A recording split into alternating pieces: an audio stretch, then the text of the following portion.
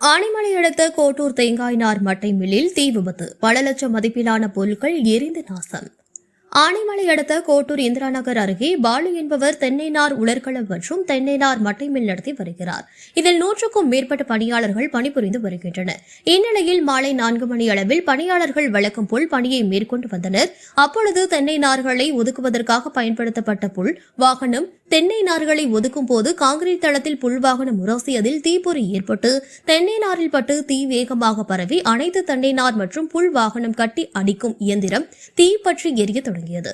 இதனையடுத்து பொள்ளாச்சி தீயணைப்பு நிலையத்திற்கு தகவல் கொடுக்கப்பட்டதன் பெயரில் விரைந்து வந்த தீயணைப்பு துறை வீரர்கள் 1 மணி நேரத்திற்கும் மேலாக போராடி தீயை தங்கள் கட்டுக்குள் கொண்டு வந்தனர். இந்த தீ விபத்தில் பல லட்சம் மதிப்பிலான பொருட்கள் எரிந்து நாசமாகி உள்ளன. மேலும் ஆனைமலை சுற்றுவட்டார பகுதிகளில் 600க்கும் மேற்பட்ட தென்னை நார் தொழிற்சாலைகளில் உள்ள நிலையில் தீ விபத்து ஏற்பட்டால் பொள்ளாச்சியிலிருந்து தீயணைப்பு நிலையத்திற்கு தகவல் கொடுத்து வரவேண்டிய சூழல் ஏற்பட்டு வருகிறது.